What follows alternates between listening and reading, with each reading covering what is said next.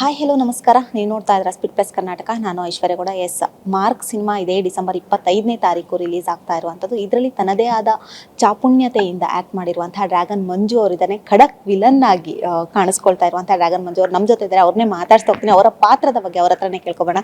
Sir, ಮೊದಲನೇದಾಗಿ ನಮಸ್ತೆ, ಹೇಗಿದ್ದೀರಾ? ನಮಸ್ತೆ ಮೇಡಮ್, ಫಿಲ್ಮ್ ಚೆನ್ನಾಗಿದೆ. ನೀವು ಹೆಂಗಿದ್ದೀರಾ? ನಾನು ಕೂಡ ಚೆನ್ನಾಗಿದ್ದೀನಿ. ಮಾರ್ಕ್ ಅಂತ ಸಿನಿಮಾ ಬಂದಾಗ ಮಾರ್ಕ್ ಮಾಡಿ ಹೆಜ್ಜೆ ಇಡ್ತಿದ್ದೀರಾ ಅಥವಾ ಏನು? ಮಾರ್ಕ್ ಮಾಡಿದ ತಕ್ಷಣ ಓಡೋಗ್ಬಿಟ್ಟೆ, ಅಷ್ಟೇ ಮುಗಿದ ಕತೆ. ಹೆಜ್ಜೆಲ್ಲ ಇಟ್ಟಿಲ್ಲ, ಓಡಿದ್ದೀನಿ ಮಾರ್ಕ್ ಸಿನಿಮಾ ಅಂತ. ಇಲ್ಲ ಮೇಡಮ್, ಅದೇ ಸಿನಿಮಾ ಅಂತ ಫಸ್ಟು ಹೇಳಿದೆ ಈ ಥರ ಸುದೀಪ್ ಸರ್ದಂತ. ಸೊ ಅದೇ ಖುಷಿ ಅಲ್ಲ ಮೇಡಮ್. ಹಾಗಾಗಿ ಏನೋ ಮಾರ್ಕೇನೋ ಮಾಡಿಲ್ಲ, ಓಡೋಗ್ಬಿಟ್ಟು ಹಂಗೇನೆ ಸಿನಿಮಾಗೆ. ಚೆನ್ನೈ ಇಲ್ಲಿಂದ ಓಡಿದ್ದೀನಿ. ಹೌದು, ಚೆನ್ನೈಗೆ ಶೂಟ್ ಮಾಡೋದಕ್ಕೆ. ಹೌದು ಹೌದು ಹೌದು ಮೇಡಮ್, ಹೌದು. ಸರ್, ಮೊದಲನೇದಾಗಿ ನಿಮ್ಮ ಪಾತ್ರದ ಬಗ್ಗೆ, ಮಾರ್ಕ್ ಸಿನಿಮಾದಲ್ಲಿ ನಿಮ್ಮ ಪಾತ್ರ ಯಾವ ರೀತಿ ಮೂಡಿದೆ ಅನ್ನುವಂಥದ್ರ ಬಗ್ಗೆ. ನಂದು ತುಂಬ ಚೆನ್ನಾಗಿ ಬಂದಿದೆ ಮೇಡಮ್. ಆ್ಯಕ್ಚುಲಿ 10 days ಶೆಡ್ಯೂಲ್ ನಮ್ಮದು. ಒಂದು ಫೈಟ್ ಸೀಕ್ವೆನ್ಸ್ ನಮ್ಮದು ಸಾರ್ದು. ಸೊ ಆ ಸಾಂಗ್ ಬಂತಲ್ವ, ದಾದಾ ಯಾರು ಗೊತ್ತಾ, ಆ ಸಾಂಗಲ್ಲಿ ಬರೋದು ತುಂಬ ಚೆನ್ನಾಗಿ ಬಂದಿದೆ ಮೇಡಮ್. ಅಚ್ಚುಕಟ್ಟಾಗಿ ಬಂದಿದ್ದೆ. ಒಂದು ಸಾಂಗ್ ಅಂತ ಅನ್ಬೋದು. ಭಯಂಕರ ಎಫೆಕ್ಟ್ ಹಾಕಿದ್ದೀವಿ ಸಾರು, ನಾವು ಹೋಲ್ ಟೀಮು ಭಯಂಕರ ಎಫೆಕ್ಟ್ ಹಾಕಿ 10 ದಿವಸನೂ ಅಲ್ಲಿ ನನ್ನ ಶೆಡ್ಯೂಲ್ 10 ದಿವಸ ಆಯ್ತು ಅಲ್ಲಿ ಮಾಡ್ಕೊಂಡ್ವಿ. ಕಂಟಿನ್ಯೂ ಅವ್ರು ಎಷ್ಟು ದಿವಸ ಮಾಡಿ ಗೊತ್ತಿಲ್ಲ ನನಗೆ ಮೇಡಮ್. ಸೂಪರಾಗಿ ಮೂಡ್ ಬಂದಿದೆ ಸಿನಿಮಾ. ಸಾಂಗಲ್ಲಿ ಒಂದು ಡ್ಯಾನ್ಸ್ ನೋಡಿರ್ಬೋದು ನೀವು, ಅಷ್ಟು ಫೈರ್ ಆಗಿರೋ ಡ್ಯಾನ್ಸು. ಆ ಫೈಟು ಅಷ್ಟೇ ಚೆನ್ನಾಗಿ ಬಂದಿದೆ ಮೇಡಮ್.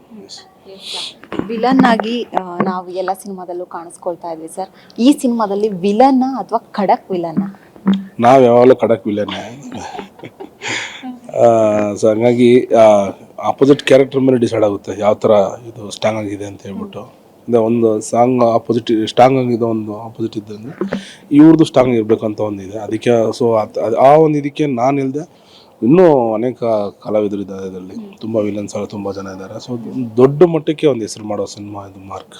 ಎಸ್ ಸರ್, ನಾನು ಯಾಕೆ ಈ ಪ್ರಶ್ನೆ ಕೇಳಿದೆ ಅಂದಾಗ, ಈ ಹಿಂದೆ ಕೂಡ ಒಂದು ಸಿನಿಮಾ ಬಂದಿತ್ತು, ಅದರಲ್ಲಿ ಕಾಮಿಡಿಯನ್ ವಿಲನ್ ಆಗಿದ್ರಿ. ಸೊ ಇದರಲ್ಲಿ ಯಾವ ರೀತಿ ವಿಭಿನ್ನತೆಯನ್ನು ನೋಡ್ಬೋದು ನಾವು ಅಂತ? ಇಲ್ಲ ಮೇಡಮ್, ಆ್ಯಕ್ಚುಲಿ ಇದು ಒಂದು ಅಂದರೆ ತುಂಬ ಇವಾಗ ಸಾರ್ಕಾಸ್ಟಿಂಗ್ ತುಂಬ ಇರೋದ್ರಿಂದ ನಂದು ಒಂದು ಪಾತ್ರ ಏನಿದೆ ಅದನ್ನು ಮಾತ್ರ ಮಾಡ್ಕೊಂಡಿದ್ದೀವಿ. ಸೊ ಅದು ಬಂದ್ಬಿಟ್ಟು ಕಾಮಿಡಿ ಅಂದರೆ ಆ ಕ್ಯಾರೆಕ್ಟರ್ ಆ ಥರ ಇರುತ್ತೆ. ಸೊ ಅದು ಕಾಮಿಡಿ ಅನಿಸುತ್ತೆ ಅವ್ರಿಗೆ. ಆ ಕ್ಯಾರೆಕ್ಟರ್ ಹೊರಡೋರಿಗೆ ಅವ್ನಿಗೆ ಗೊತ್ತಾಗಲ್ಲ ಕಾಮಿಡಿ ಮಾಡ್ತಾ ಇದ್ದಾನೆ ಅಂತ. ಅವ್ನು ಇರೋದೇ ಹಂಗೆ ಆ ಥರ. ಸೊ ಇದರಲ್ಲಿ ಬಂದ್ಬಿಟ್ಟು ಒಂದು ಆಪೋಸಿಷನ್ ಗ್ಯಾಂಗಲ್ಲಿ ಒಂದು ಟೀಮ್ ಆಗಿ ಬಂದು ಕಾರ್ಯನಿರ್ವಹಿಸಿದ್ದೀನಿ. ತುಂಬ ಚೆನ್ನಾಗಿ ಬಂದಿದೆ ಮೇಡಮ್. ಅದೊಂದು ಮಾತ್ರ ಹೇಳ್ಬೋದು. ಯಾಕಂದ್ರೆ 25ನೇ ತಾರೀಕಿನ ತುಂಬ ಮಾತಾಡೋದು, ಇವಾಗ ಹೇಳ್ಬಿಟ್ರು ಅಲ್ಲಿ ಅವಾಗ ಏನು ಹೇಳೋಕ್ಕಿರಲ್ಲ. ಅದಕ್ಕೋಸ್ಕರ ಸರ್, ಮೊದಲಾಗಿ ಈ ಕತೆ ಕೇಳಿದಾಗ ನಿಮಗೆ ಏನು ಅನಿಸಿತು? ನಾನು ಮಾಡಬಲ್ಲೆ ಅಂತ ಅನಿಸುತ್ತೆ, ಏನು ಅನಿಸಿತು ಅಂತ? ಕತೆನೇ ಕೇಳಿಲ್ಲ ಮೇಡಮ್.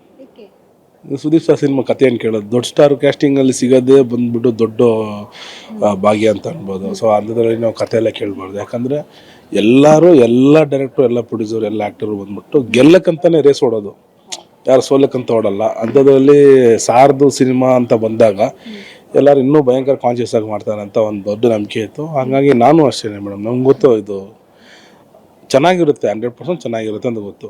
ಸೊ 100% ನಾನು ಒಪ್ಕೊಂಡೆ. ಏನೋ ಅದು ಸ್ಟೋರಿ ಎಲ್ಲ ಕೇಳ್ಕೋಗಿಲ್ಲ. ಸಾರ್ದು ಹೇಳಿದ್ರು, 2-3 ಸಲ ಸ್ಟೋರಿ ಕೇಳಿಲ್ಲ. ಸಾರ್ ಕೇಳಿದೆ, ಸುದೀಪ್ ಸಾರ್ದ ಒಂದು 2-3 ಸಲ ಕೇಳಿದೆ. ಅದಾದಮೇಲೆ ನನಗೆ ಕನ್ಫರ್ಮ್ ಆಯಿತು ಹೌದು ಅಂತ. ಆಮೇಲೆ ಒಪ್ಕೊಂಡ್ಬಿಟ್ಟೆ. ಸರ್, ಭೀಮಾ ಸಿನಿಮಾಯಿಂದ ನಿಮ್ಮ ಲೈಫ್ ಜರ್ನಿನೇ ಟರ್ನಿಂಗ್ ಪಾಯಿಂಟ್ ಆಯಿತು ಅಂತ ಹೇಳಿದ್ರೆ ತಪ್ಪಾಗಲ್ಲ. ಸೊ ಹೇಗಿದೆ ಸರ್ ಸಿನಿಮಾ ಆಪರ್ಚುನಿಟಿಗಳು? ಸಾಲು ಸಿನಿಮಾಗಳು ಬರ್ತಾನೆ ಇದ್ದಾವೆ, ನೋಡ್ತಾನೆ ಇದ್ದೀವಿ ನಾವು. ಹೇಗೆ ನಡೀತಾ ಇದೆ ಅಂತ? ನನಗೆ ಪರ್ಸ್ನಲಿ ಒಳ್ಳೆ ರೆಸ್ಪಾನ್ಸ್ ಇದೆ ಮೇಡಮ್, ಒಳ್ಳೆ ರೆಸ್ಪಾನ್ಸ್ ಇದೆ. ಅಗೇನು ಕನ್ನಡ ಸಿನಿಮಾ ಒಂಚೂರು ಎಲ್ಲೋ ಕಡಿಮೆ ಆಗಿದೆ ಅಂತ ಅಂದ್ಕೊಳ್ತಾ ಇದ್ದೀನಿ. ಸೊ ಬರೋ ಸಿನಿಮಾದಲ್ಲೆಲ್ಲ ತುಂಬ ಸಿನಿಮಾಸ್ ನಾನು ಫುಲ್ಫಿಲ್ ಮಾಡ್ಕೊಂಡಿದ್ದೀನಿ. 80% ಮುಗಿದೋರೋ ಸಿನಿಮಾ, 90% ಮುಗಿದೋರೋ ಸಿನಿಮಾ ಅಲ್ಲಿ ನನಗೆ ಅಂತ ಒಂದು ಕ್ಯಾರೆಕ್ಟರ್ ಬಿಲ್ಡಪ್ ಮಾಡಿದ್ದಾರೆ. ಸೊ ಹಂಗಾಗಿ ಅದನ್ನು ಒಪ್ಕೊಂಡು ಮಾಡೋ ಜವಾಬ್ದಾರಿ ನಂದು, ಮಾಡ್ತಾನೂ ಇದ್ದೀನಿ ಮೇಡಮ್. ತುಂಬ ಆಫ್ಟರ್ ಭೀಮಾ ಎಲ್ಲ ಕಡೆ ನಮ್ಮದು ಚೆನ್ನಾಗಿದೆ ಮೇಡಮ್ ಫಾರ್ಮ್. ಸರ್, ಎಷ್ಟೋ ಜನ ಖಳನಾಯಕನಾಗಿ ಬಣ್ಣ ಹಚ್ಚಿರ್ಬೋದು, ಬಟ್ ಆ ಖಳನಾಯಕನಿಗೆ ಅನ್ನಿಸ್ತಾ ಇರುತ್ತೆ ನಾನೊಂದು ಹೀರೋ ಆಗಿ ಆ್ಯಕ್ಟ್ ಮಾಡಬೇಕು, ನಾನೊಬ್ಬ ಹೀರೋ ಆಗಿ ತೆರೆ ಮೇಲೆ ಕಾಣಿಸ್ಕೋಬೇಕು ಅನ್ನುವಂಥದ್ದು. ಸೊ ನಿಮಗೇನಾದರೂ ಹಂಗೆ ಅನಿಸಿದೆಯಾ? ಅನಿಸಿದ್ರೆ ಯಾವಾಗ ಬರುತ್ತೆ ಆ ಸಿನಿಮಾ ಅನ್ನುವಂಥದ್ದು? ಇಲ್ಲ ಮೇಡಮ್, ಅಂದರೆ ಒಂದು ಕತೆ ಬಂದು ನಿರ್ಧಾರ ಮಾಡುತ್ತೆ. ಒಂದು ಕತೆ ತಾಯಿ ಬಂದು ನಿರ್ಧಾರ ಮಾಡಬೇಕು. ನೀನು ಹೀರೋ ಆಗಿ ಮಾಡ್ತೀಯಾ, ವಿಲನ್ ಆಗಿ ಮಾಡ್ತೀಯಾ, ಇದು ಕಾಮಿಡಿಯನ್ ಆಗಿ ಮಾಡ್ತೀಯಾ, ಇದೆಲ್ಲ ಬಂದ್ಬಿಟ್ಟು ಒಂದು ಕತೆ ತಾಯಿ ನಿರ್ಧಾರ ಮಾಡಬೇಕು. ಅಂಥ ನಿರ್ಧಾರ ತೊಗೊಂಡಾಗ ತಾಯಿ ಏನು ಹೇಳಿದ್ರು ಒಂದು ಮಗನ ಮಾಡಲೇಬೇಕಲ್ವ. ಸೊ ಆ ಥರ ಇರುತ್ತೆ. ಸೊ ಪ್ರೆಸೆಂಟ್ಲಿ ನಾವು ಹೀರೋ ಅಲ್ಲ, ಚಾನ್ಸ್ ಇಲ್ಲ. ನೋಡೋಣ ಮೇಡಮ್, ಇನ್ನೂ ವಿಲ್ಲನ್ ಆಗಿ ಎಲ್ಲ ಅಂದರೆ ಹೀರೋ ಅಂದರೆ ಒಂದೇ ಸಿನಿಮಾ ಮಾಡಬೇಕು, ವಿಲ್ಲನ್ ಅಂದರೆ ಎಲ್ಲ ಸ್ಟಾರ್ ಕ್ಯಾಸ್ಟಿಂಗ್ ಜೊತೆನೂ ಒಂದು ರೌಂಡ್ ಹೊಡ್ಕೊಂಡು ಬಂದ್ಬಿಡ್ಬೇಕು ಅಂತ. ಅದೆಲ್ಲ ಹೊಡ್ಕೊಂಡು ಬಂದಾದಮೇಲೆ ದೇವ್ರನ್ನ ಚಾನ್ಸ್ ಕೊಟ್ಟರೆ 100% ಮಾಡ್ಬೋದು, ಏನು ತೊಂದರೆ ಇಲ್ಲ ಅದರಲ್ಲಿ. Okay sir, mark cinema opportunity ಹೇಗೆ ಬಂತು ಅನ್ನುವಂಥದ್ದು, ಅದೇ ಕತೆ ಕೂಡ ಕೇಳಲಿಲ್ಲ ಅಂತ ಅಂದರೆ ಆಪರ್ಚುನಿಟಿ ಆದರೂ ಹೇಗೆ ಬಂತು ಅಂತ?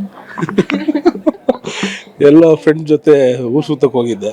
ಆವಾಗ ಬಾಬು ಸರ್ ಫೋನ್ ಮಾಡಿದ್ರು, ಭೀಮಾ ಅವರೇ ಅಂದರು. ಸರ್ ಅಣ್ಣ ಹೇಳ್ರಿ ಅಂದೆ, ಈ ಥರ ಸುದೀಪ್ ಸರ್ ಸಿನಿಮಾಗೆ ನಿಮ್ಮನ್ನು ಕೇಳ್ತಾ ಇದ್ದಾರೆ, ಡೇಟ್ ಫ್ರೀ ಇದ್ದೀರಾ ಅಂತಂದರು. ನಾನು ಸುದೀಪ್ ಸರ್ ಸಿನಿಮಾ ಯಾವ್ದು ಸರ್ ಅಂದೆ. ಈ ಥರ ಹೇಳಿದ್ರು, ಸರ್ ಈ ಥರ ಸರ್ ಸುದೀಪ್ ಸರ್ ನಿಮಗೆ ಕರೆಕ್ಟಾಗಿ ಹೇಳಿ ಸರ್. ಹೌದು, ನನಗೆ ಒಂದು 2-3 ಸಲ ಕೇಳಿದೆ, ಅದು ರಿಪೀಟ್ ಮಾಡಿ. ಯಾಕೆ ಅಂದರು. ಇಲ್ಲ ಕೇಳಿದೆ ಸರ್ ಅಂದೆ. ಹೌದು ರೀ, ಡೇಟ್ ಫ್ರೀ ಇದೆ ನೋಡಿ ಅಂತೇಳಿ ಡೇಟ್ ಕಳಿಸಿದ್ರು. ಆಮೇಲೆ ಆ ಡೇಟ್ಗೆಲ್ಲ ಚೂರು ಫ್ರೀ ಇದ್ದೆ. ಹೇಳಿದೆ ಸರ್ ಡೇಟ್ ಇದ್ದೀನಿ ಸರ್, ಮಾಡೋಣ ಸರ್ ಅಂತ. ನಾನು ಇನ್ನೊಂದು ಎಕ್ಸ್ಪೆಕ್ಟೇಷನ್ ಮಾಡಲಿಲ್ಲ. ಸೊ ಈ ಥರ ದೊಡ್ಡ ಸ್ಟಾರ್ ಕ್ಯಾಸ್ಟಿಂಗ್ ಜೊತೆ ಮಾಡ್ತಾ ಇದ್ದೀನಿ ಅಂತ ಹೇಳ್ಬಿಟ್ಟು ಉಪಿ ಸರ್ ಜೊತೆ ಒಂದು ಸಿನಿಮಾ ಮಾಡ್ತಾಯಿದ್ದೀನಿ. ಸೊ ಇನ್ನೂ ಶಿವಣ್ಣ ಜೊತೆ ಮಾಡಬೇಕು. ನಮ್ಮ ಇಲ್ಲೂ ದೊಡ್ಡ ಸ್ಟಾರ್ಸ್ ಅಂದರೆ ಅವ್ರನ್ನ ನೋಡಿ ಬೆಳೆದವ್ರು ನಾವು, ಅವ್ರನ್ನ ನೋಡ್ಕೊಂಡು ಕಲ್ತವ್ರು ನಾವು, ಅವ್ರನ್ನ ನೋಡಿಕೊಂಡು ಅವ್ರ ಥರನೇ ಒಂದು ಕಾಪಿ ಮಾಡೋ ಒಂದು ಜನ್ರೇಷನ್ ನಾವು. ಸೊ ಅವ್ರಗಳ ಜೊತೆಲ್ಲ ಆ್ಯಕ್ಟ್ ಮಾಡಬೇಕು ಅನ್ನೋದು ತುಂಬ ಕುತೂಹಲ ಇದೆ. ಅಂಥದ್ರಲ್ಲಿ ಕೇಳೋದೆಲ್ಲ ಏನಿಲ್ಲ ಮೇಡಮ್, ಅವ್ರದ್ದೆಲ್ಲ ಬಂದರೆ 100% ಒಪ್ಕೊಂಡು ಮಾಡಬೇಕು. ಅದು ಒಂದು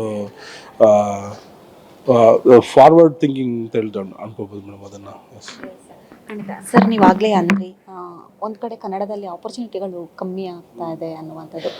ಸೊ ಹೇಗೆ ನಿಭಾಯಿಸ್ತಾ ಇದ್ದೀರಾ ಸರ್ ಇದನ್ನು ಅನ್ನುವಂಥದ್ದು? ಆಪರ್ಚುನಿಟಿ ಕಡಿಮೆ ಅನ್ನೋ ಬದಲು ಸಿನಿಮಾನೇ ಸ್ವಲ್ಪ ಒಂಚೂರು ಎಲ್ಲೋ ಕಡಿಮೆ ಅಂತ ಅನ್ಸ್ಕೊತಾ ಇದ್ದೀನಿ. ಇವಾಗ ತುಂಬ ಸಿನಿಮಾಗಳು ರಿಲೀಸ್ ಆಗ್ತಾನೆ ಇದೆ. ಆ ಸಿನಿಮಾಗಳು ಪ್ಲ್ಯಾನ್ ಮಾಡ್ಕೊಂಡು ಹೆಂಗೆ ತೆಗಿತಾ ಇದ್ದಾರೆ ಅಂತ ನಮಗೂ ಇದಿಲ್ಲ. ಯಾಕಂದರೆ ಒಂದು ಪೂಜೆಯನ್ನು ನೋಡೋಕ್ಕಾಗ್ತಾ ಇಲ್ಲ ಅವ್ರದ್ದು, ಮತ್ತು ಇನ್ನೊಂದು ಯಾವುದನ್ನು ನೋಡೋಕ್ಕಾಗ್ತಾ ಇಲ್ಲ. ಯಾಕಂದರೆ ನಾವು ಬಂದುಬಿಟ್ಟು ಸುಮ್ಮನೆ ಕುತ್ಕೊಂಡು ರೆಡಿ ಇಲ್ಲ. ಯಾವುದೋ ಒಂದು ಡೈರೆಕ್ಟ್ರು, ಒಂದು ಪ್ರೊಡ್ಯೂಸರ್ ಇದ್ರೂ ನಾನು ಚಾನ್ಸ್ ಕೇಳೋಕ್ಕೆ ನಾನು ರೆಡಿ ಇದ್ದೀನಿ ಮಾಡಲಿಕ್ಕೆ ಅಂತ ಹೇಳ್ಬಿಟ್ಟು. ಹಾಗೇನು ಅದೇ ಸೈಮೆಂಟಿಯಸ್ಲಿ ಕತೆ ಕೇಳಬೇಕು, ಡ್ರ್ಯಾಗನ್ ಮಂಜು ಅವ್ರು ಬೇಕು, ಆ್ಯಕ್ಟ್ ಮಾಡಬೇಕು, ಚೆನ್ನಾಗಿರುತ್ತೆ ಅಂತ ಹೇಳ್ಬಿಟ್ಟು ಆ ಒಂದು ಪಾತ್ರನ ಕೇಳಿದ್ರೆ ಅದನ್ನು ನಿರ್ಭಯಿಸೋ ಕರ್ತವ್ಯ ನಮ್ಮದು. ಸೊ ಹಂಗಾಗಿ ಅದು ಕತೆ ಕೇಳಬೇಕು, ಡಿಮ್ಯಾಂಡ್ ಮಾಡಬೇಕು, ಇವ್ರು ಬೇಕು ಅಂತ ಹೇಳ್ಬಿಟ್ಟು, ಆವಾಗ ಚಾನ್ಸಸ್ ಬರುತ್ತೆ. ಆಲ್ಮೋಸ್ಟ್ ಮೇಡಮ್ ಒಂದು 10 ಸಿನಿಮಾ ಮಾಡಿದ್ದೀನಿ, ಒಂದು 4 ಸಿನಿಮಾ 5 ಸಿನಿಮಾ ರಿಲೀಸ್ ಆಗಿದೆ, ಇನ್ನೂ 5 ಸಿನಿಮಾ ರಿಲೀಸ್ ಆಗುತ್ತೆ ರೆಡಿ ಇದೆ. ಸೊ ಅಗೇನ್ ನಾವು ಏನು ಇಲ್ಲದೆ ಇರೋದಕ್ಕೆ ನಾವು 10 ಸಿನಿಮಾ ಮಾಡಿದ್ದೀವಿ ಅಂದಾಗ ಅಗೇನ್ ನಾವು ಜನ ಲೈಕ್ ಮಾಡೇ ಮಾಡ್ತಾರೆ ನಮ್ಮನ್ನು. ಮೊನ್ನೆ ಬ್ಯಾಟ್ ಸಿನಿಮಾ ನೋಡಿ ತುಂಬ ಜನ ನನ್ನ, ಯಾಕಂದರೆ ಎಲ್ಲರೂ ಕೇಳಿದ್ರೆ ಟೀಚರ್ ಹತ್ರ ಕರ್ಕೊಂಡೋಗಿ ನನ್ನ ಬಿಡಿ ನಾನು ಕಲ್ತ್ಕೋತೀನಿ ನಿಮ್ಗೆ ಇಂಗ್ಲೀಷ್ ಅಂತ. ನಾನು ಹೇಳಿದೆ ತುಂಬ ಕಾಸ್ಟ್ಲಿ ಹೇಳ್ತೀನಿ ನಿಮಗೆ ಅಂತ ಹೇಳಿ ಅಡ್ಮಿಷನ್ ನಾನೇ ಕೊಡಿಸ್ತೀನಿ ಅಂತ ಹೇಳಿದ್ದೀನಿ ತುಂಬ ಜನಕ್ಕೆ. ಸೊ ಹಂಗಾಗಿ ಯಾಕಂದರೆ ಇವಾಗ ಮಕ್ಕಳೆಲ್ಲ ಬಂದು ತಪ್ಕೊಂಡು ಮಾತಾಡೋ ಆಗ್ಬಿಟ್ಟಿದೆ, ಇವರು ಡಾಲರ್ ಮನಿ ಅಂತ ಅಷ್ಟೆಲ್ಲ ಐಡೆಂಟಿಫಿಕೇಶನ್ ಸಿಕ್ಕಿದೆ. ಸೊ ಹಂಗಾಗಿ ತುಂಬ ಖುಷಿ ಇದೆ ಮೇಡಮ್. ಅದೇ ಅಪ್ಕಮಿಂಗ್ ಪ್ರಾಜೆಕ್ಟಲ್ಲಿ 100% ಇರ್ಬೋದು. ಯಾಕಂದರೆ ಇರ್ತೀನಿ ಅಂತ ಕನ್ಫರ್ಮೇಷನ್ ಇರ್ಬೋದು, 100% ಇರ್ಬೋದು ನಾವು. ಯಾಕಂದರೆ ಎಲ್ಲನೂ ಕೊಡ್ತಾ ಇದ್ದೀವಿ, ಕಾಮಿಡಿ ಕೊಟ್ಟಿದ್ದೀವಿ, ಆ್ಯಕ್ಷನ್ ಕೊಟ್ಟಿದ್ದೀವಿ, ಇನ್ನೂ ಫೈಟ್ಸ್ ಎಲ್ಲ ಕೊಡ್ತಾನೇ ಇದ್ದೀವಿ. ಸೊ ಡಿಮ್ಯಾಂಡ್ ಮಾಡೋದಕ್ಕೆ 100% ಎಲ್ಲ ಸಿಚುವೇಷನ್ಲು ಇರ್ತೀನಿ ನಾನು ಅಂತ. ಅಯ್ಯೋ ಮೇಡಮ್ ಸಡನ್ನೇ ಅದು ಮೇಡಮ್, ಅದು ಮಾತಾಡೋದು ಏನು ದೊಡ್ಡ ವಿಷಯ ಅಲ್ಲ ಮೇಡಮ್. ಮಾತಾಡೋವಾಗ ಅದು ಫೇಸ್ ರಿಯಾಕ್ಷನ್ ಹಂಗೆ ಇಟ್ಕೊಬೇಕಲ್ಲ, ಅದೇ ದೊಡ್ಡ ವಿಷಯ ಅದು. When listening to my name, people should, yes, wet their pants.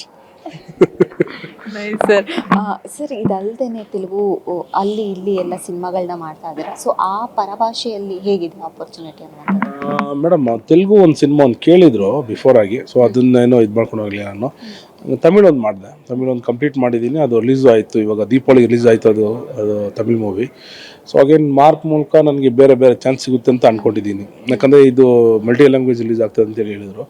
So release ಆದರೆ ಸೈಮೆಂಟಿಸ್ ರಿಲೀಸ್ ಆದಾಗ 100% ನೋಡ್ತಾರೆ. ಅದೇ ಅಲ್ಲೂ ಬಂದ್ಬಿಟ್ಟು ರೆಕಗ್ನೈಸ್ ಮಾಡಬೇಕು ಅವರು, ಓಕೆ ಚೆನ್ನಾಗಿ ಮಾಡಿದ್ದಾನೆ ಬೇಕು ಅಂತ ಅಂತಾಗ ನಾನು ಖಂಡಿತ. ಯಾಕಂದರೆ ಕೆಲಸ ಅಂತ ಬಂತು, ಎಲ್ಲಿ ಕೆಲಸ ಮಾಡಿ ಕೆಲಸನೇ, ಎಲ್ಲೋದ್ರೂ ಅದೇ ಕೆಲಸ ಮಾಡ್ತೀವಿ. ಅದಕ್ಕೆ ಎಲ್ಲೋದ್ರೂ ಸಿದ್ಧವಾಗಿದ್ದೀವಿ, ಮಾಡೋದಕ್ಕೆ ರೆಡಿ ಆಗಿದ್ದೀವಿ. ಕಲಾವಿದರಿಗೆ ಒಂದು ಸರಿ ಬಣ್ಣ ಹಚ್ಚಿದ್ರೆ ಅದು ಮಾಸಲ್ಲ ಅಂತಾರಲ್ಲ, ಹಾಗೆ ಸರ್ ಹೇಗೆ ನಡೀತಾ ಇದೆ ಜೀವನ ಅನ್ನುವಂಥದ್ದು? ಈ ಬಣ್ಣ ಹಚ್ಚಿ ಎಷ್ಟು ದಿನ ಕಾಲ ಇರಬೇಕು ಅಂತ ಅಂದ್ಕೊಂಡಿದ್ರೆ ಏನು ಕತೆ? ಇವಾಗ ಮೇಡಮ್ ಅದು ತುಂಬ ಇಷ್ಟ, ನಮ್ಮ ತಾಯಿಗೆ ತುಂಬ ಇಷ್ಟವಾದ ಒಂದು ಫೀಲ್ಡ್, ಸಿನಿ ಫೀಲ್ಡು. ಆ್ಯಕ್ಚುಲಿ ಅವ್ರು ಇಷ್ಟಪಟ್ಟಿದ್ದಕ್ಕೆ ಅದು ಇಷ್ಟೆಲ್ಲ ಬಂದು ನಾನು ಸೇರಿದೆ ಅಂತ ಅನ್ಕೋತಾ ಇದ್ದೀನಿ. ನಂದು ಜಿಮ್ ಫೀಲ್ಡು ಹಂಗೆ ಹೋಗ್ತದೆ, ಟ್ರೈನಿಂಗ್ಸು ಅದೆಲ್ಲ ಇದೆ. ಅದರಲ್ಲಿ ಸ್ಪೋರ್ಟ್ಸ್ ಅಂತ ತುಂಬ ಇಷ್ಟ ನನಗೆ. ಸೊ ಅದರಲ್ಲೂ ಬಾಡಿ ಬಿಲ್ಡಿಂಗ್ ತುಂಬ ಇಷ್ಟ. ಸೊ ಅದ್ರಲ್ಲಿ ಹೋಗ್ತಾ ಇರುತ್ತೆ ಸೈಮೆಂಟ್, ಇದನ್ನು ಬಿಡೋಕ್ಕಾಗಲ್ಲ ಅದನ್ನು ಬಿಡೋಕ್ಕಾಗಲ್ಲ ಅನ್ನೋ. ಸೊ ಹಂಗಾಗಿ ಎಲ್ಲೋ ಒಂದು ಬ್ಯಾಕಪ್ ಬೇಕಲ್ಲ ಫ್ಯಾಮಿಲಿಗೆ ಅಂತ ಹೇಳ್ಬಿಟ್ಟು ತಿರ್ಗಾ ಟ್ರೈನಿಂಗ್ ಸ್ಟಾರ್ಟ್ ಮಾಡಿದ್ದೀನಿ ಇವಾಗ.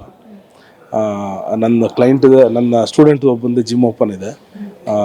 ಅವ್ನ ಜಿಮ್ಮಲ್ಲಿ ಅವ್ನಿಗೂ ಟ್ರೈನ್ ಮಾಡ್ತಾಯಿದ್ದೀನಿ. ಸೈಮೆಂಟೇನಿಯಸ್ಲಿ ನಮ್ಮ ಕಸಿನ್ ಬ್ರದರ್ಗೂ ಟ್ರೈನ್ ಮಾಡ್ತಾಯಿದ್ದೀನಿ. ಇನ್ನು ಫುಲ್ ಪ್ಲೇಜ್ ಹೋಗೋಕ್ಕಾಗ್ತಾಯಿಲ್ಲ. ಇನ್ನು ಟೈಮ್ ಫ್ರೀಸ್ ಫುಲ್ ಪ್ಲೇಜಾಗಿ ಹೋದರೆ ಕ್ಲೈಂಟ್ ಸಿಗ್ಬೋದು. ಸಿಕ್ಕಿದ್ರೆ ನಾವು ಅದನ್ನು ಸೈಮೆಂಟೇನಿಯಸ್ಲಿ ಅದನ್ನು ಮಾಡ್ಬೋದು. ಬಣ್ಣ ಹಚ್ಚೋದು ಬಿಡೋಕ್ಕಾಗಲ್ಲ, ಯಾಕಂದರೆ ಇವಾಗ ಜನ ಒಪ್ಕೊಂಡಿದ್ದಾರೆ. ಮಂಜು ಬಂದರೆ ಏನೋ ಒಂದು ಡಿಫ್ರೆಂಟಾಗಿರುತ್ತೆ, ನೆಗೆಯೋದು ಇಲ್ಲ ಆ್ಯಕ್ಷನ್ ಪ್ಯಾಕೋ ಯಾವುದೊಂದು ಇರುತ್ತೆ ಅಂತ ಇರುತ್ತೆ. ಅವ್ರ ಆಸೆ ಎಷ್ಟು ತನಕ ಇರುತ್ತೋ ಅಷ್ಟು ತನಕ ನಾನು ಇರ್ತೀನಿ. ಎಸ್ ಸರ್, ದೊಡ್ಡ ದೊಡ್ಡ ಸ್ಟಾರ್ ನಟರುಗಳನ್ನೇ ಸೀನಿಯರ್ ಆ್ಯಕ್ಟರ್ಸ್ ಜೊತೆ ಮಾಡಿರೋದು, ಈ ಹಿಂದೆ ದುನಿಯಾ ವಿಜಯ್ ಸರ್ ಆಗಿರೋದು, ಈಗ ಕಿಚ್ಚ ಸುದೀಪ್ ಸರ್. ಹೆಂಗಿತ್ತು ಸರ್ ಸೆಟ್ಟಲ್ಲೆಲ್ಲ ಅನ್ನುವಂಥದ್ದು? ಹೇಗೆ ಅನಿಸುತ್ತೆ ನಿಮಗೆ ಸೀನಿಯರ್ ಆರ್ಟಿಸ್ಟ್ ಜೊತೆ ಆ್ಯಕ್ಟ್ ಮಾಡಿ ಅನ್ನುವಂಥದ್ದು? ಆ್ಯಕ್ಟಿಂಗ್ ಅಂತ ಬಂದುಬಿಡ್ತಲ್ಲ ಮೇಡಮ್, ಅದು ಒಂದು ಆ್ಯಕ್ಟಿಂಗ್ ಅಲ್ವಾ. ಸೊ ಹಾಗೇನು ಸೀನಿಯರ್ ಅಂತ ಬಂದಾಗ, ಇವಾಗ ದೊಡ್ಡ ಸ್ಟಾರ್ ಕ್ಯಾಸ್ಟಿಂಗ್ ಬಂದಾಗ ನಮಗೆ ಅಂತ ಒಂದು ಭಯ ಇರಬೇಕು. ಕೊಟ್ಟಿರೋ ಕಾರ್ಯ ನಿಶ್ಚಿತವಾಗಿ ಕರೆಕ್ಟಾಗಿ ಮಾಡಬೇಕು ಅಂತ ಒಂದು. ಹಾಗೇನು ಯಾವುದೇ ಇದನ್ನು ಕೆಲಸದ ಮೇಲೆ ಒಂದು ಭಯ ಭಕ್ತಿ ಇದೆ, ಚೆನ್ನಾಗಾಗುತ್ತೆ ಅಂತ ಅದೊಂದಿರುತ್ತೆ. ಕೆಲಸ ಅಂತ ಬಂದಾದ್ಮೇಲೆ ಕೊಟ್ಟಿದ್ದ ಕೆಲಸ ಮಾಡಬೇಕು. ಏನಾಗ ಟೈಮ್ ಮಾತ್ರ ವ್ಯರ್ಥ ಮಾಡಬಾರ್ದು ಯಾರದೇ ಆಗಲಿ. ಒಂದು ರೀಟೇಕ್ ಕೇಳೋದು ಮತ್ತು ಇನ್ನೊಂದು ಅದೊಂದು ಮಾಡಬೇಕಂತ ತುಂಬ ಟ್ರೈ ಮಾಡ್ತಾ, ಅದಕ್ಕೋಸ್ಕರ ಹೋಮ್ ವರ್ಕ್ ಮಾಡ್ತಾ ಇರ್ತೀನಿ. ಯಾವುದೊಂದು ಫಿಲಮ್ ನೋಡ್ತಾಯಿದ್ರು, ಅವ್ರು ರಿಯಾಕ್ಷನ್ ಹೆಂಗೆ ಮಾಡಿದ್ರು, ಯಾವ ಥರ ಡೈಲಾಗ್ ಹೇಳಿದ್ರು, ರಿಯಾಕ್ಷನ್ ಒಂಥರ ಇರುತ್ತೆ, ಡೈಲಾಗ್ ಬೇರೆ ಥರ ಇರುತ್ತೆ, ಅದನ್ನೆಲ್ಲ ಹೆಂಗೆ ಮಾಡಿದ್ರು, ಯಾವ ಥರ, ಅದ್ರ ಬಗ್ಗೆ ಒಂಚೂರು ಚರ್ಚೆ. ಇವಾಗ ಯಾಕಂದರೆ ಇವಾಗ ಎಕ್ಸಸೈಸ್ ಅಂತ ಬಂದಾಗ ಹೊಸದು ಕಲಿತಾನೆ ಇದ್ದೀನಿ, ಅದನ್ನು ಒಂದು ಕಡೆ ಕಲಿತಾನೆ ಇದ್ದೀನಿ. ಯಾಕಂದರೆ ಹೊಸದಾಗಿ ಏನೋ ಒಂದು ಎಕ್ಸಸೈಸ್ ಬರ್ತಾನೆ ಇರುತ್ತೆ, ಅದನ್ನು ಬಂದ್ಬಿಟ್ಟು ಅಳವಡಿಸ್ಕೊತಾ ಇರ್ತಾರೆ ಜನ. ಆ ಥರ ಇವಾಗ ಆ್ಯಕ್ಟಿಂಗಲ್ಲಂತ ಬಂದಾಗ ಒಂದು ಸೀನಿಯರ್ ಆ್ಯಕ್ಟ್ರೆಸ್ಟು ಹೆಂಗೆ ಮಾಡ್ತಾರೆ, ಫೀಮೇಲ್ದು ಹೆಂಗೆ ಆ್ಯಕ್ಟ್ ಮಾಡ್ತಾರೆ, ಸೊ ಇದನ್ನೆಲ್ಲ ನೋಡಿ ಕಲಿತಾ ಇರ್ತೀನಿ. ಸೊ ಅಂತ ಬಂದಾಗ ಇಂಟ್ರಾಕ್ಷನ್ಸು ತುಂಬ ಕಂಫರ್ಟಬಲ್ ಇಟ್ಕೊಂಡ್ರು, ಅದು ಮೈನು. ಸೊ ಆರ್ಟಿಸ್ಟು ನಮಗೆ ಸಪೋರ್ಟಿವ್ ಆಗಿದ್ದರೆ ಅವ್ರು ಕೊಡೋ ಕ್ಯಾರೆಕ್ಟರ್ ವೈಸು ನಾವು ಚೆನ್ನಾಗಿ ಆ್ಯಕ್ಟ್ ಮಾಡ್ಬೋದು. ಆರ್ಟಿಸ್ಟ್ ಸಪೋರ್ಟ್ ಇಲ್ಲ ಅಂದರೆ ನಾವು ಮಾಡೋಕ್ಕಾಗಲ್ಲ. ಸೊ ಅದು ಇಂಟ್ರಾಕ್ಷನ್ ಚೆನ್ನಾಗಿತ್ತು ನಂದು ಸಾರ್ದು. ಸೊ ಹಂಗಾಗಿ ನಂಗೆ ಈಸಿ ಅನಿಸ್ತು, ಏನು ಕಷ್ಟ ಅನಿಸಿಲ್ಲ ಮೇಡಮ್. ಆಗಲೇ ಕೇಳಿದಾಗ ನೀವೇ ಹೇಳಿದ್ರೆ ಸುದೀಪ್ ಸರ್ ಸಿನಿಮಾನ ಅಂತ 3 ಬಾರಿ ಕೇಳಿದ್ದೆ ಅಂತ ಹೇಳಿ. ನಿಮಗೆ ಏನನ್ಸುತ್ತೆ ಸರ್, ನಾನು ಸುದೀಪ್ ಸರ್ ಸಿನಿಮಾದಲ್ಲಿ ಆ್ಯಕ್ಟ್ ಮಾಡ್ತಾ ಇದ್ದೀನಿ ಅನ್ನುವಂಥದ್ದು? ಆಮೇಲೆ ಸೆಟ್ಟಲ್ಲಿ ಕಳೆದಂಥ ಯಾವುದಾದ್ರು ಸ್ವೀಟ್ ಮೆಮೊರೀಸ್ ಯಾವುದಾದ್ರು ಹಂಚ್ಕೊಳ್ಳೋದಾದ್ರೆ? ನನಗೆ ಫಸ್ಟ್ ಅನಿಸಿದ್ದು ಸುದೀಪ್ ಸರ್ ಸಿನಿಮಾ ಅಂದರೆ ಪ್ಯಾನ್ ಇಂಡಿಯಾ ನೋಡುತ್ತೆ ಒಂದು ಕಡೆ. ಬೇರೆ ನನಗೆ ಇದರಲ್ಲಿ ಚಾನ್ಸ್ ಸಿಗ್ಬೋದು, ಬೇರೆ ಲ್ಯಾಂಗ್ವೇಜಲ್ಲಿ ಚಾನ್ಸ್ ಸಿಗ್ಬೋದು ಸ್ಟೇಟಲ್ಲಿ ಅಂತ ಹೇಳ್ಬಿಟ್ಟು. ಒಂದು ಸೆಟ್ಟಲ್ಲಿ ಆ್ಯಕ್ಚುಲಿ ತುಂಬ ನಡೀತಾ ಇತ್ತು ಮೇಡಮ್. ಅದರಲ್ಲಿ ಮೋಟೋಬೋಕ್ ಏನೋ ಕ್ಯಾಮ್ರಾ ಒಂದು ಬರುತ್ತೆ ಮೇಡಮ್. ಆ ಕ್ಯಾಮ್ರಾದಲ್ಲಿ ತೊಗೊಂಡಿದ್ದು ಆ ಒಂದು ಕ್ಷಣಗಳು ತುಂಬ ಪ್ರೀಶಿಯಸ್. ಯಾಕಂದರೆ ಅದನ್ನು ಸೆಟ್ ಮಾಡಬೇಕು. ಅದು ಕ್ಯಾಮ್ರಾ ಹಿಂಗೆ ಬರೋ ರೈಟು ಲೆಫ್ಟು ಬರೋ ಸ್ಟ್ರೈಟು ಡೌನು ಇದೆಲ್ಲ ಬಂದು ಆ ಪೊಸಿಷನ್ ನಿಂತ್ಕೊಂಡಾಗಲ್ಲ. ಇವಾಗ ಹೋಗೋ ಟ್ರಾವೆಲ್ ಮಾಡೋವಾಗ ಏನು ರಿಯಾಕ್ಟ್ ಮಾಡಬೇಕು, ನಿಂತ್ಕೊಂಡಾಗ ಏನು ರಿಯಾಕ್ಟ್ ಮಾಡಬೇಕು, ಈ ಕಡೆ ಟ್ರಾವೆಲ್ ಮಾಡಿ ಏನು ರಿಯಾಕ್ಟ್ ಮಾಡಬೇಕು, ಇದನ್ನೆಲ್ಲ ಬಂದ್ಬಿಟ್ಟು ಪ್ರೋಗ್ರಾಮ್ ಮಾಡಿ ಇಡ್ತಾರೆ. ಅದು ಮಿಷಿನ್ ಮಾಡುತ್ತೆ, ನಾವು ಮಾಡಬೇಕಲ್ಲ ಕರೆಕ್ಟಾಗಿ. ಸೊ ಸುದೀಪ್ ಸರ್ ಅದನ್ನು ಕರೆಕ್ಟಾಗಿ ಮಾಡಿದ್ರು. ನಾನು ನೋಡಿದೆ, ಎವ್ರಿ ಟೈಮ್ ಕರೆಕ್ಟಾಗಿ ಮಾಡಿದ್ರು. ಸೊ ಅದನ್ನು ಒಂದೊಂದು ಆ್ಯಕ್ಷನ್ ನಿಂತ್ಕೊಂಡಾಗ ರಿಯಾಕ್ಟ್ ಕೊಡಬೇಕು, ಮೂವ್ ಆಗುವಾಗ ಒಂದು ರಿಯಾಕ್ಟ್ ಕೊಡಬೇಕು. ಸೊ ಈ ಥರ ತುಂಬ ನಡೀತಾ ಇತ್ತು. ಅದನ್ನ ನೋಡಿ ಕಲ್ತ್ಕೊಂಡೆವು. ಸೊ ಇಷ್ಟು ಡೆಡಿಕೇಶನ್ ಆಗಿದ್ರೆ ಮಾತ್ರ ಮಾಡೋಕ್ಕಾಗುತ್ತೆ, ಅದರ್ವೈಸ್ ಅದು ಸಾಧ್ಯ ಇಲ್ಲ ಅಂತ ಹೇಳ್ಬಿಟ್ಟು. ಈ ಮಾತಿಗೆ ಒಂದು ಪ್ರಶ್ನೆ ಕೇಳ್ತೀನಿ ಸರ್. ನೀವು ಅಂದ್ಕೊಂಡಿರ್ಬೋದು ಸೀನಿಯರ್ ಆ್ಯಕ್ಟರ್ಸ್ ಜೊತೆ ಆ್ಯಕ್ಟ್ ಮಾಡಬೇಕಾದ್ರೂ, ಇಲ್ಲ ನಾನು ಹೀಗಿರಬೇಕು ಹಾಗಿರ್ಬೇಕು ಆ ರೀತಿ ಆ್ಯಕ್ಟ್ ಮಾಡಬೇಕು, ಅವ್ರು ನನಗಿಂತ ಚೆನ್ನಾಗಿ ಆ್ಯಕ್ಟ್ ಮಾಡ್ತಾರೆ, ಇವೇನು ಈ ಕಲಾವಿದರು ಅಂತ ಬರುತ್ತೆ, ಇಲ್ಲ ನಾನು ಅವ್ರಿಗಿಂತ ಚೆನ್ನಾಗಿ ಆ್ಯಕ್ಟ್ ಮಾಡಬೇಕು ಅನ್ನುವಂಥದ್ದು. ಸೊ ನೀವು ಆ ರೀತಿ ಪ್ರಿಪೇರ್ ಆಗಿದ್ರ? ಸೊ ಹೇಗೆ ಅನ್ನಿಸ್ತಿತ್ತು ಅಂತ? ನಾವು ಏನೇ ಪ್ರಿಪೇರ್ ಆದರೂ ಇವಾಗ ಬಿಫೋರಾಗಿ ಒಂದು ಕೇಳಿದ್ರು, ಬಿಗ್ ಬಾಸ್ ನೋಡಿದ್ದೀರಾ ಬಿಗ್ ಬಾಸ್ ಅಂತ ಹೇಳ್ಬಿಟ್ಟು. ನಾವು ಏನು ಹೊರಡಿಂದ ಹೇಳ್ಬೋದು ಸ್ಕ್ರಿಪ್ಟೆಡು ಅದು ಇದು ಅಂತ. ನಾವು ಏನೇ ಅಂದರೆ ಅಲ್ಲೋದ್ರೆ ನಾವು ಆ್ಯಕ್ಟ್ ಮಾಡೋಕ್ಕಾಗಲ್ಲ. ಆ ಕೋಪ ನಮ್ಮ ಭಾವನೆಗಳನ್ನ ಬಂದ್ಬಿಟ್ಟು ಅದನ್ನು ಆ್ಯಕ್ಟಿಂಗ್ ಮೂಲಕ ಕಂಟ್ರೋಲ್ ಮಾಡೋಕ್ಕಾಗಲ್ಲ. ಒಂದು ಅದೇ ಆ ಥರನೇ ಇಲ್ಲೊಂದು ಕ್ಯಾರೆಕ್ಟರ್ ಅಂತ ಕೊಟ್ಟಾಗ ಆ ಕ್ಯಾರೆಕ್ಟ್ರಾಗಿ ಇರ್ಬೇಕು ನಾನು. ಆ ಕ್ಯಾರೆಕ್ಟರ್ ಏನು ರಿಯಾಕ್ಟ್ ಮಾಡಬೇಕು ಅಂತ ಡೈರೆಕ್ಷನ್ ಮಾಡಿರ್ತಾರೆ. ಆ ಏನು ಡೈರೆಕ್ಷನ್ ಇದೆ ಅದನ್ನು ಮಾತ್ರ ನಾವು ಇನ್ವಾಲ್ವ್ ಆಗಿ ಅದನ್ನು ಮಾತ್ರ ನಾವು ಮಾಡಬೇಕು ಹೊರತು ಅಂದರೆ ಅದು ಮಾಡಿದ್ರೆ ಬ್ಯೂಟಿಫುಲ್ಲಾಗಿ ಬಂದ್ಬಿಡುತ್ತೆ. ಅದು ನಮ್ಮ ಸ್ಯಾಟಿಸ್ಫ್ಯಾಕ್ಷನ್ಗೆ ಒಂದ್ಸಲಿ ನಾವು ಮಾನಿಟ್ರ್ ನೋಡ್ಕೊಂಡ್ರೆ ಬೆಟರು. ಯಾಕಂದ್ರೆ ಸರ್ ಹೇಳ್ತಾಯಿದ್ರು ರೀಟೇಕ್ ಕೇಳೋದು ತಪ್ಪಿಲ್ಲ, ಅಂದರೆ ರೀಟೇಕ್ ಇಲ್ಲದೆ ಮಾಡಬೇಕು ಅನ್ನೋದು ದೊಡ್ಡ ಸರಿನೂ ಅಲ್ಲ. ಡೈರೆಕ್ಟ್ರು ಓಕೆ ಅಂತಾರೆ ಒಂದು ಕಡೆ, ನಿನಗೆ ಇವಾಗ ಈ ಕೊಟ್ಟಿರೋ ಕ್ಯಾರೆಕ್ಟರ್ ಈ ರಿಯಾಕ್ಷನ್ನ ನೀನು ಕರೆಕ್ಟಾಗಿ ಮಾಡಿದ್ಯಾ ಇಲ್ವಾ ಅಂತ ನಿನಗೆ ಡೌಟ್ ಇದೆ ನೋಡ್ಕೊಂಬಂದು ಬೆಟರ್ ಒಂದ್ಸಲಿ ಹೋಗ್ತೀನಿ ಅಂತ ಹೇಳ್ಬಿಟ್ಟು ಒಂದು ಮಾಡಿ ಅವ್ರಿಗೆ ಇದು ಮಾಡು. ಯಾಕಂದರೆ ಒಂದ್ಸಲ ಆ್ಯಕ್ಟ್ ಮಾಡೋದು ನೆಕ್ಸ್ಟ್ ಥಿಯೇಟ್ರ್ ಬಂದ್ಬಿಡುತ್ತೆ. ಅಲ್ಲಿ ಬಂದು ನಾವು ಯೋಚನೆ ಮಾಡೋ ಬದಲು ಇಲ್ಲೇ ಅದನ್ನು ಕರೆಕ್ಷನ್ ಮಾಡ್ಕೋಬೇಕು. ಯಾರ ಟೈಮನ್ನು ವ್ಯರ್ಥನೂ ಆಗೋಲ್ಲ, ಎಲ್ಲೋ ಒಂದು ಕಡೆ ನಾವು ಬೇಜಾರು ಆಗೋಲ್ಲ. ಸೊ ಹಾಗಾಗಿ ಅದನ್ನು ಮಾತ್ರ ಒಂದು ಸ್ವಲ್ಪ ನಾನು ತೊಗೊಳ್ತಾ ಇರ್ತೀನಿ ಮೇಡಮ್ ಯಾವಾಗಲೂ. ಬಿಗ್ ಬಾಸ್ ಅಂದಾಗ ನನಗೆ ನೆನಪು ಬಂತು ಸರ್.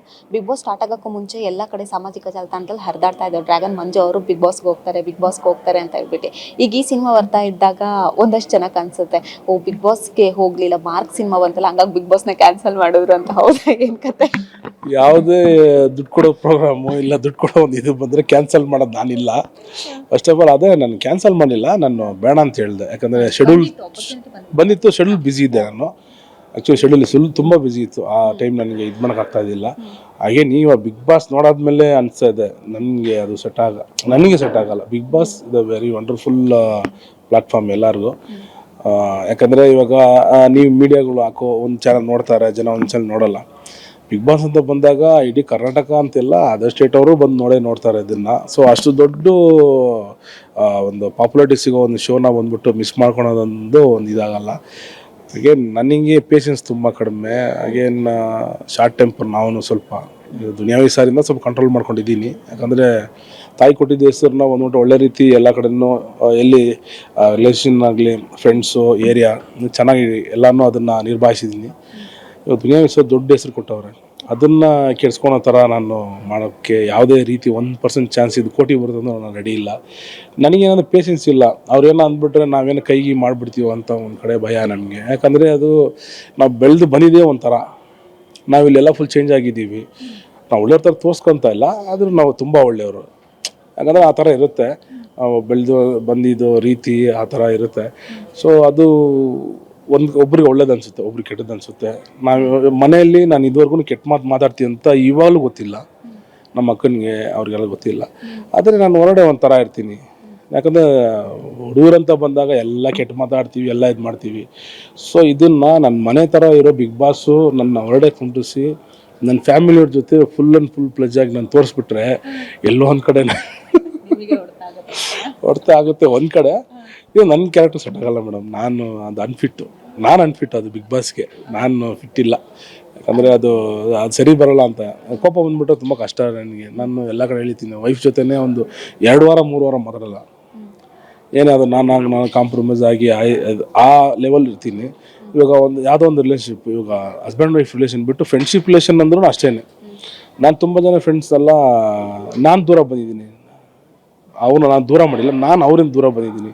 10 ವರ್ಷ ಆಯ್ತು, 15 ವರ್ಷ ಆಯ್ತು, ಇವಾಗ ಮಾತಾಡೋಲ್ಲ. ನನಗೆ ಒಂದ್ಸಲಿ ಆಗ್ಬಿಟ್ರೆ ಕಷ್ಟ, ಮೈಂಡ್ ಫಿಕ್ಸ್ ಆಗಿಬಿಟ್ರೆ ಸಾರಿ ಕೇಳೋದು ಕಾಲಿಗೆ ಬಿದ್ದುಬಿಡ್ತೀನಿ. ತಪ್ಪು ಮಾಡಿಲ್ಲ ಅಂದ್ರೆ ಅದು ಎಷ್ಟು ದೊಡ್ಡವನಾಗಲಿ, ಒಂದು ಕೋಟಿ ಇರಲಿ, ಏನೇ ಇರಲಿ, ಅವನು ಎಷ್ಟು ದೊಡ್ಡ ಇನ್ಫ್ಲೂಯೆನ್ಸ್ ಇರಲಿ, ನಾನು ತಲೆನೇ ಕೆಡ್ಸ್ಕೊಳಲ್ಲ ಅವ್ರ ಬಗ್ಗೆ. ಸೊ ಅಂತ ಇರೋವಾಗ ಅಲ್ಲೆಲ್ಲೋ ಒಂದು ರಿಲೇಷನ್ಶಿಪ್ಪು, ಅಕ್ಕ, ಅಣ್ಣ, ತಮ್ಮ, ಅಮ್ಮ, ತಾಯಿ, ಎಲ್ಲ ವೇರಿಯನ್ಸ್ ಆಫ್ ರಿಲೇಷನ್ಶಿಪ್ ಒಂದೇ ಕಡೆ ಇದೆ. ಏನೋ ಮಾತಾಡೋವಾಗ ಗೇಮಿಂಗ್ ಪರ್ಪಸ್ಸು ಅಲ್ಲಿ ಹೋಗಿರೋದು, ಅದಕ್ಕೆ ಗೇಮ್ ಮಾಡೋದಕ್ಕೆ ಅಂತ. ಅಲ್ಲೇನೋ ಡಾಮಿನೇಷನ್ ಏನೋ ಒಂದು ಮಾತಾಡ್ಬಿಡ್ತಾರೆ, ಅದನ್ನು ತಗೊಂಡು ತಿರ್ಗಾ ಅದನ್ನು ದೂರ ನಾವು ನಾವು ಅದನ್ನು ಕಷ್ಟ ಆಗುತ್ತೆ. ಅದಕ್ಕೆ ಹಂಗಿದ್ರೆ ಇವಾಗ ನಾವು ಈ ಸಿನಿಮಾದಲ್ಲಿ ನೋಡುವಂಥ ಡ್ರ್ಯಾಗನೇ ನಿಜ ರೂಪದ ಡ್ರ್ಯಾಗನ್ನ? ಮೊದಲು ಹಂಗೆ ಇದ್ದೆ ಮೇಡಮ್, ಮೊದಲು ಹಂಗೇ ಇದ್ದೆ. ಅಂದರೆ ನನಗೆ ಮತ್ತು ನನ್ನ ಸುತ್ತಿರೋರಿಗೆ ಯಾರಿಗೆ ಪ್ರಾಬ್ಲಮ್ ಆದರೂ ಇವಾಗಲೂ ನಾನು ಸ್ವಲ್ಪ ಹಂಗೇನೆ, ಸ್ವಲ್ಪ ಅಲ್ಲ ಜಾಸ್ತಿ ನಿಮಗೂ ಸೇರಿಸಿ ಹೇಳ್ತಾ ಇದ್ದೀನಿ. ನಿಮಗೂ ಅಷ್ಟೇ. ನನಗೆ ನನ್ನ ಫ್ರೆಂಡ್ಸು, ನನ್ನ ಫ್ಯಾಮಿಲಿ ಯಾರಿಗೆ ಆದರೂ ಫಸ್ಟ್ ಹೋಗಿ ನಿಂತ್ಕೊಳ್ಳೋದು ನಾನೇ, ಯಾವಾಗಲೂ 100%. ಅಂಥದ್ದು ಏನಾದರೂ ತಲೆ ಕೆಡ್ಸ್ಕೊಳಲ್ಲ ಮೇಡಮ್ ನಾನು. ಅದು ಎಷ್ಟು ದೊಡ್ಡ ಲೆವೆಲ್ಗೆ ಹೋದರೂ ನಾನು ತಲೆ ಕೆಡ್ಸ್ಕೊಂಡು ಅದಕ್ಕೆ. ಯಾಕಂದ್ರೆ ನಿಂತ್ಕೊಳ್ಬೇಕು. ಇವಾಗ ಮನುಷ್ಯರು ನಿಂತ್ಕೊಂಡ್ರೆ ಇವಾಗ ಅದು ದೇವ್ರು ಅಂತ ಹೇಳ್ತಾರೆ. ನಾವು ಹೋಗಿ ನಿಂತ್ಕೋಬೇಕು, ಅದನ್ನು ಜಸ್ಟ್ ಸ್ಪಂದಿಸ್ಬೇಕು. ಅದು ಸ್ಪಂದಿಸಿಲ್ಲ ಅಂದರೆ ನಾವು ಒಂದು ಹ್ಯುಮ್ಯಾನಿಟಿನೇ ಇಲ್ಲ ನಮಗೆ. ಸೊ ಹಾಗಾಗಿ ಆ ವಿಷಯದಲ್ಲಿ ಆ ಥರನೇ ನಾವು. ಕೊನೆಯದಾಗಿ ಸರ್, ನಿಮ್ಮ ಬಾಡಿ ಬಗ್ಗೆ ಹೇಳೋದಾದ್ರೆ ಸೀಕ್ರೆಟ್ ಏನು ಅನ್ನುವಂಥದ್ದು? ಏನಿಲ್ಲ madam, lots of protein intake ಜಾಸ್ತಿ ತಗೋತಾ ಇರ್ತೀವಿ. ಯಾಕಂದರೆ ಭೀಮಾ ಸಿನಿಮಾದಲ್ಲಿ ನೀವು 3 ಶೆಡ್ ನೋಡಿರ್ಬೋದು. ಗ್ಯಾರೇಜಲ್ಲಿ ಒಂದು, ದುಡ್ಡು ಬಂದಾದ್ಮೇಲೆ ಒಂದು, ದುಡ್ಡೆಲ್ಲ ಬಂದು ಕೊಳತಾದ್ಮೇಲೆ ಒಂದು ಬಾಡಿ ಟ್ರಾನ್ಸ್ಮಿಷನ್ ನೋಡಿರ್ಬೋದು. ಆ ಟ್ರಾನ್ಸ್ಫಾರ್ಮೇಷನ್ಸ್ ಎಲ್ಲ ಸಾರ್ ಹೇಳ್ತಾ ನಾನು ಮಾಡಿದ್ದು. ನಾನು ಆ್ಯಕ್ಚುಲಿ ಇವಾಗ national level gold medalist body ಬಿಲ್ಡಿಂಗಲ್ಲಿ. ಸೊ ಹಂಗಾಗಿ ಅದನ್ನು ಮಾಡ್ಕೊಂಬಂದೆ. ಅದಾದಮೇಲೆ ಬ್ಯುಸಿ ಆದಮೇಲೆ ಡಯಟ್ ಮಾಡೋಕ್ಕೆ ನನಗೆ ಟೈಮ್ ಸಿಗಲಿಲ್ಲ. ಹೈ ಪ್ರೋಟೀನ್ ಮೇಡಮ್ ಅಷ್ಟೇ. ಚಿಕನ್ನು, ಫಿಶ್ಶು, ಎಗ್ಸು, ಮೀಟು ಸ್ವಲ್ಪ ಜಾಸ್ತಿ ತೊಗೋತಾ ಇರ್ತೀನಿ. ಇವಾಗ ಕಡಿಮೆ ಮಾಡಿದ್ದೀನಿ ವೆಜ್ಜು, ಯಾಕಂದರೆ ಹೋಗಿ ಕಡೆ ಸಿಗೋಲ್ಲ ನಾನ್ ವೆಜ್ಜು. ಸೊ ಹಾಗಾಗಿ ನಾನು ನಾರ್ಮಲಾಗಿ ಬಂದುಬಿಟ್ಟೆ, ಎಕ್ಸಸೈಸ್ ಮಾಡೋಕ್ಕೂ ಟೈಮ್ ಇಲ್ಲ ನನಗೆ. ಕ್ಲಾಸಸ್ಸು ಬಂದುಬಿಟ್ಟು ಫೋನಲ್ಲಿ ಹೇಳ್ಬಿಡ್ತೀನಿ ಇಷ್ಟು ಈಗ ಮಾಡು ಅಂತ. ಯಾಕಂದರೆ ನನ್ನ ಟ್ರೈನರ್ ಒಬ್ಬ ಇರ್ತಾನೆ ಅಲ್ಲಿ, ನಾನು ಏನು ಮಾಡ್ತೀನಿ ಅಂತ ಅವ್ನಿಗೆ ಗೊತ್ತು, ನನ್ನ ಸಿಗರೇಟ್ ಫುಲ್ ಗೊತ್ತು ಅವ್ನಿಗೆ. ಇಷ್ಟಿಷ್ಟು ಈಗ ಮಾಡು ಅಂತ ಹೇಳ್ತೀನಿ, ಅವರು ಟ್ರೈನ್ ಮಾಡ್ಕೊಳ್ತಾರೆ. ಯಾವಾಗ ಫ್ರೀ ಇದ್ದು ನಾನೇ ಅವ್ರು ಟ್ರೈನ್ ಮಾಡ್ತೀನಿ. ಯಾಕಂದ್ರೆ ನನಗೆ ಸ್ಯಾಟಿಸ್ಫ್ಯಾಕ್ಷನ್ ಆಗಬೇಕು. ಒಬ್ಬ ಟ್ರೈನರ್ಗೆ ಗೊತ್ತು ಒಂದು ಅಥ್ಲೀಟ್ ಏನು ಮಾಡ್ತಾನೆ ಅಂತ ಹೇಳ್ಬಿಟ್ಟು, ಅಥ್ಲೀಟಿಗೆ ಗೊತ್ತಲ್ಲ ಅವ್ನು ಏನು ಪವರ್ ಇದೆ ಅಂತ. ಒಂದು ಟ್ರೈನರ್ ಹಿಂದೆಯಿಂದ ಪುಷ್ ಮಾಡಿದ್ರೆ ಮಾತ್ರ ಗೊತ್ತಾಗುತ್ತೆ. ಸೊ ಹಂಗಾಗಿ ಅದರಲ್ಲಿ ನಾನು ಟ್ರೈನಿಂಗಲ್ಲಿ ಮತ್ತು ಇದರಲ್ಲಿ ಕಾಂಪ್ರಮೈಸ್ ಆಗಲ್ಲ. ಹಂಗೆ ಕಾಂಪ್ರಮೈಸ್ ಆಗದೆ ಮಾಡಿನೇ ಈ ಬಾಡಿ ಬಂದಿಲ್ಲ. 25ನೇ ತಾರೀಕು ಮಾರ್ಕ್ ಸಿನಿಮಾ ರಿಲೀಸ್ ಆಗ್ತಾ ಇದೆ, ವೀಕ್ಷಕರಿಗೆ ಏನು ಹೇಳ್ತೀರಾ ಸರ್? ವೀಕ್ಷಕರಿಗೆ ನಿಮ್ಮ ನಿರೀಕ್ಷೆನೂ ಯಾವುದೇ ಕಾರಣದಕ್ಕೂ ನಾವು ಫುಲ್ಫಿಲ್ ಮಾಡೋಕ್ಕೆ ಬರ್ತಾ ಇದ್ದೀವಿ. ಎಲ್ಲೂ ಬಂದು ನಿಮ್ಮನ್ನು ಮೋಸ ಮಾಡಲ್ಲ. ಸೊ ಥಿಯೇಟ್ರಿಗೆ ಬಂದು ನೀವು ಆಶೀರ್ವಾದ ಮಾಡೋಕ್ಕೆ ಅಂತ ಬನ್ನಿ. ದಯವಿಟ್ಟು ಬಂದರೆ ನೀವು ಎಂಟರ್ಟೈನ್ ಮಾಡಿ ನಿಮ್ಮ ಆಶೀರ್ವಾದ ಪಡಿತೀವಿ. Thank you so much sir, ಒಳ್ಳೆಯದಾಗಲಿ, ಇನ್ನೂ ಹೆಚ್ಚು ಸಿನಿಮಾ ನಿಮ್ಮ ಕೈಗೆ ಕೊಡಲಿ. Thank you so much sir. Yes sir, ನೋಡಿದ್ರಲ್ಲ ವೀಕ್ಷಕರೇ, ಇದಿಷ್ಟು ಡ್ರ್ಯಾಗನ್ ಮಂಜು ಅವರ ಮಾತಾಗಿತ್ತು. ಕ್ಯಾಮರಾ ಪರ್ಸನ್ ಚಂದ್ರಕಾಂತ್ ಜೊತೆ ಐಶ್ವರ್ಯ ಗೌಡ, ಸ್ಪೀಡ್ ಪ್ಲಸ್ ಕರ್ನಾಟಕ, ಬೆಂಗಳೂರು.